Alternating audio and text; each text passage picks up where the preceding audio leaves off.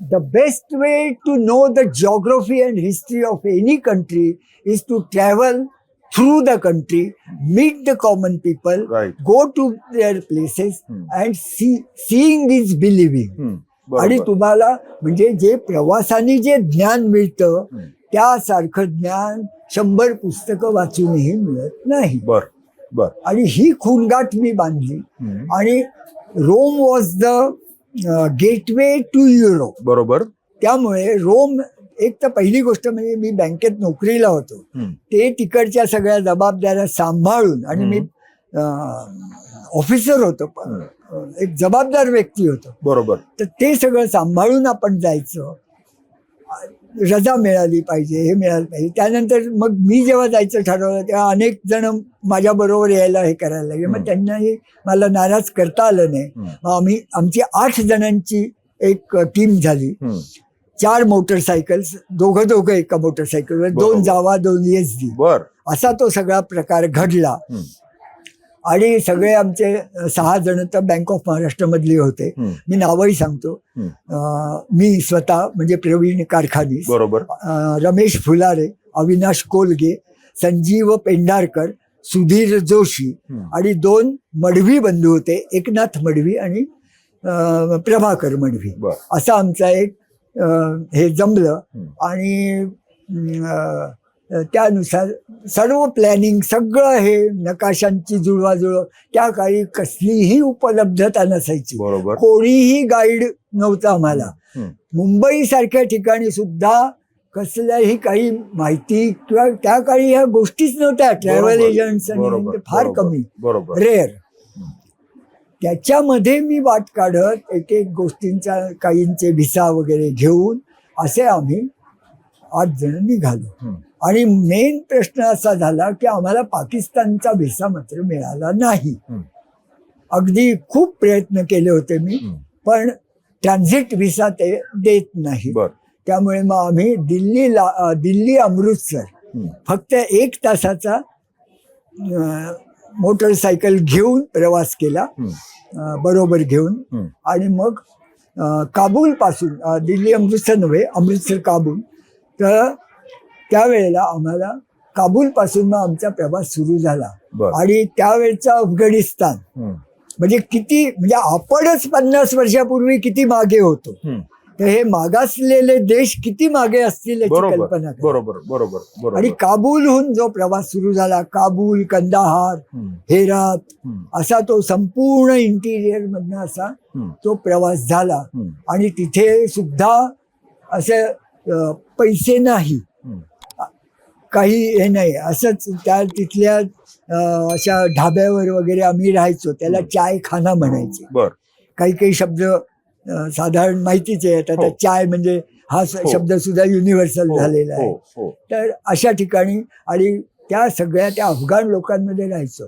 तर गंमत अशी की ज्या ढाब्यावर आम्ही राहायचो तर तो ढाब्याचा तो मालक जो असायचा तो कोणाला तरी रात्रभर पहारा करत ठेवायचा की यांच्या बाईक सोडल्या बिडल्या गेल्या नाही पाहिजे.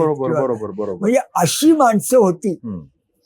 त्याच्यातनं प्रवास करत करत मग इराणमध्ये आम्ही आलो. आणि इराणमध्ये सुद्धा खूप चांगलं आम्हाला अनुभव होते. त्या काळी मोहम्मद शाह रेझा पहलवी या नावाचा राजा होता, शेवटचा राजा. इराणमध्ये त्यावेळेला मी अंबरनाथच्या लायन्स क्लबचा मेंबर होतो. आणि त्यांची एक इंटरनॅशनल डिरेक्टरी बघून माझ्या रूटवर जे काही 1-2 गावं येतात त्यांना मी अशीच पत्र लिहिली होती. म्हणजे त्याचं उत्तर अपेक्षितच नव्हतं की असे आम्ही येतोय. If by chance we travel through your town we may be delighted to meet you, that's all. तर झांजान नावाचं एक गाव होतं. हे झांजान या नावामुळेच एक गंमत वाटत होती, काय असेल हे गाव. तर त्यांना मी एका ठिकाणी तेहरानमधून फोन करून त्यांना कळवलं की असे आम्ही उद्या 4-5च्या सुमारास आम्ही तुमच्या इथे पोचू. तर त्यांना काय बोलता आलं नाही इंग्लिश, ते फारसी फक्त. तर म्हटलं ठीक आहे, आपण आपल्याकडून निरोप पाठवलाय आणि चांगलं आहे, झालं, भेट झाली तर उत्तम, नाही तर सोडून द्या. अपेक्षा ठेवायच्या नाही. प्रवासामध्ये कोणाकडूनही मदतीच्या अपेक्षा ठेवायच्या नाहीत. बर पण भगवान देताय तो छप्पर फाड के देताय म्हणतात, तसा प्रकार होतो if you are a genuine traveller. बर तर त्या ठिकाणी आम्ही त्या सुमारास साधारण पोचलो, अंदाज होता त्याप्रमाणे.